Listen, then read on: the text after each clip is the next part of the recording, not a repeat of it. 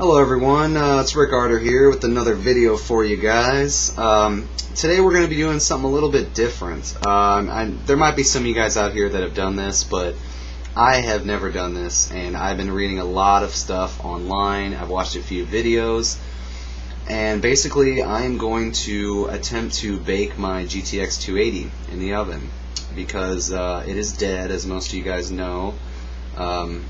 It worked great, and then one day I shut my computer off, turned it back on, and it would freeze with random colors at the boot screen. So what I'm going to do is, I had all my card packaged up here. I was going to RMA it to EVGA, but it's kind of a complicated situation, and I don't really feel like explaining it. But basically I figured if I can do what everybody else has done, and I've seen a lot of people with 280s that have done this, basically, if I can bake this card and get it to work, then I basically have fixed a dead card and haven't spent any money on it. So we're going to pull the 280 out of here.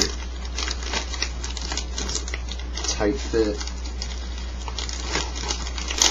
There we go. Of course, you can tell this is not the right bag I should have been using, so it's really tight. So let's open her on up here. I really like that they put the back plates on the 280s because it really helps when you're pulling the card out and stuff like that, because I can hold it like this or like this, and there's no risk of me hurting the card at all. So here is the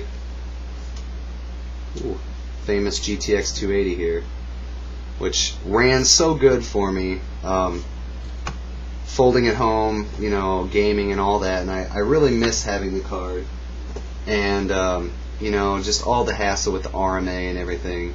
So basically what I'm going to do is I'm going to strip the whole card down. This is basically the first step here. You want to strip everything off the card, the cooler, the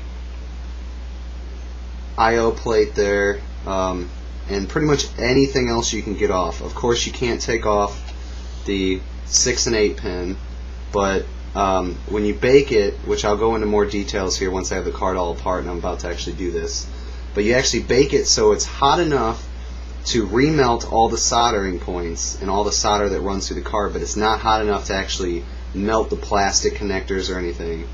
And so yeah, this should be pretty exciting here to see what happens. And I look at it, I've talked to people on overclock.net, and they said, well, if you got a warranty, try to RMA it, and I've been through that process, and like I said, it's a long story, I don't feel like going into it right now. But basically, save myself from the hassle of having to ship it out there, wait a certain amount of time and all that, I might as well try this, because, I've already talked to EVGA, and I've told them the problem, and they pretty much were like, that sounds like a typical issue. So, what I'm going to do is attempt to fix this myself by baking it in the oven, and if it doesn't work, well, then I'll just go through and do my RMA or whatever and ship it off for the week or 2 weeks or 3 weeks or however long it'll take.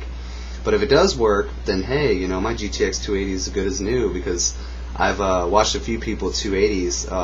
I wish I could think of the guy's name. I'll put it up here. Real cool guy from overclock.net, but yeah, he did it with his 280 and it runs perfectly fine. He was having artifacts in his BIOS screens and all that stuff, which mine never did that. Mine would only artifact during the Windows load, and then it would freeze. So what I'm going to do is I'm going to, before I take this card apart, I'm going to fully clean out the cooler the best I can here while it's still all together. Throw it into my computer, which is sitting right there down next to me here, and I'm going to see if for some reason maybe things have changed or something. And so basically, if everything's still the same, I'm going to go into BIOS and see exactly if it has any artifacts on there, because I can't remember ever trying, looking into BIOS after this problem happened. I just kept booting into Windows hoping it would work. I tried safe mode, different drivers, all that.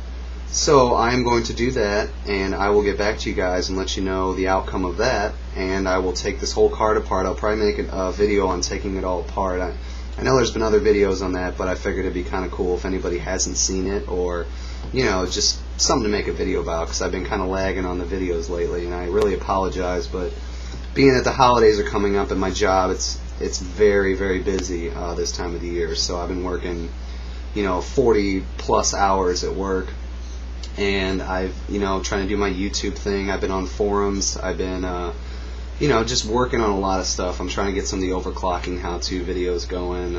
It's been pretty slow, but I want to thank everybody for sending me the BIOS pictures, watching all my videos, subscribing to my videos, commenting, rating. I mean, you guys are great. I would have never guessed that I would have gotten as far as I have in the 2 years I've been on YouTube. It'll actually, December 7th of this year will be 2 years exactly on YouTube since my first video upload. So I'll hopefully be having some kind of great party or something on that date, maybe hopefully a giveaway of some type, so look forward to that.